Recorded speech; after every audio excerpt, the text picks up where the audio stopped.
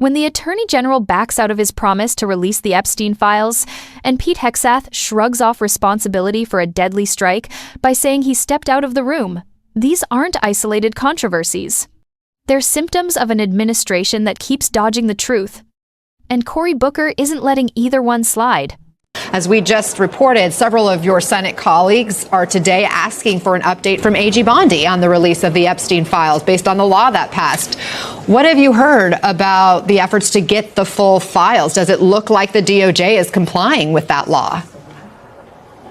Well, they're not complying with their commitments they made for years and years. A lot of these players, from Donald Trump to the Attorney General, have been saying that they were going to be transparent, open, and release to the larger levels of accountability that they promised, and this just hasn't been done.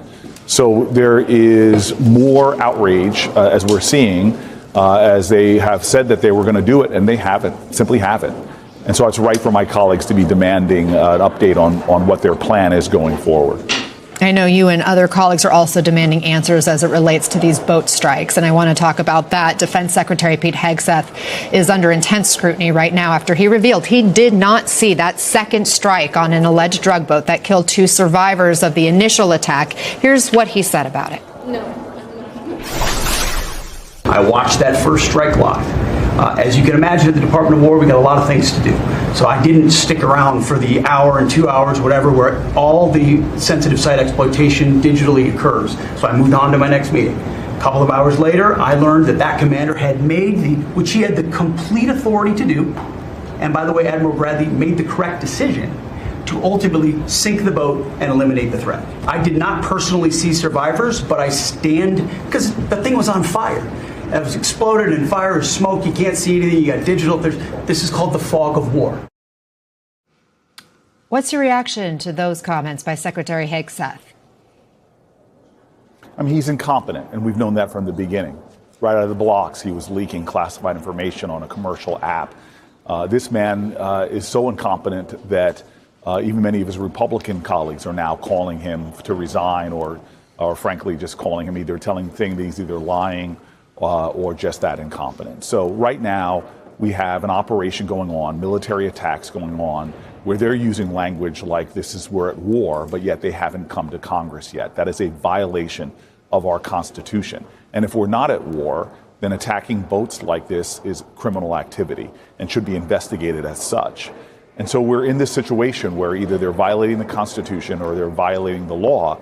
But now they're compounding that by doing something that is widely seen within our own military as well as in international communities as something that is grievously wrong, to go with shipwrecked individuals that have been disabled to come back yet again and kill them.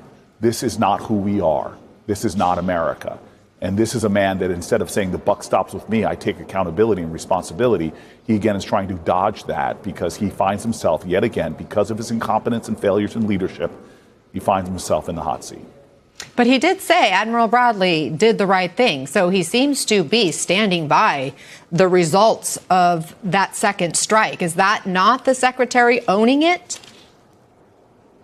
No, it's not. Well, first of all, Congress should now investigate this. And I'm glad to see some Republicans stepping up and saying, finally, they're going to provide some administrative accountability, some checks and balances. This whole affair should be investigated.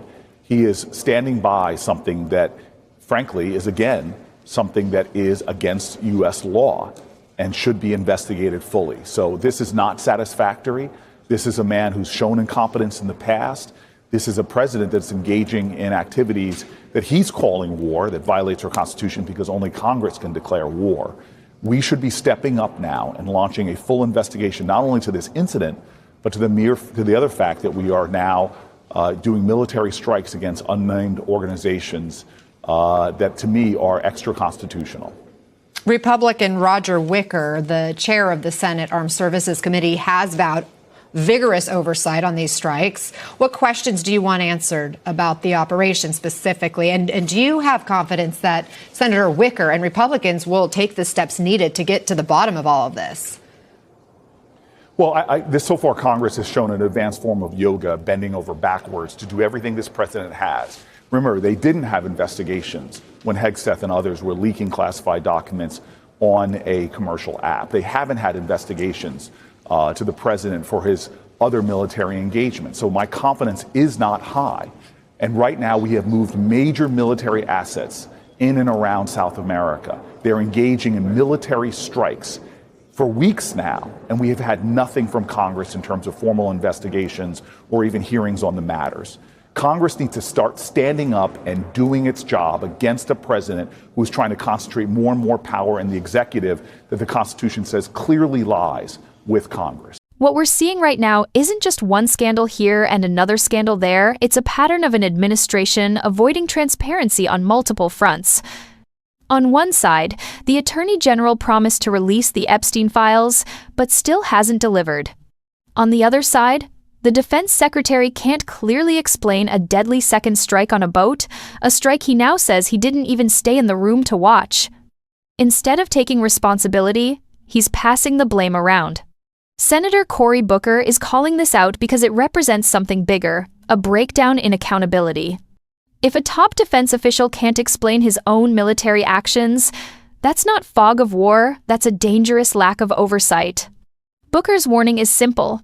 Either we're at war, which legally requires Congress to approve, or we aren't, in which case these strikes could be unlawful. You can't have it both ways. He's also pointing to the moral side. These were shipwrecked, disabled people.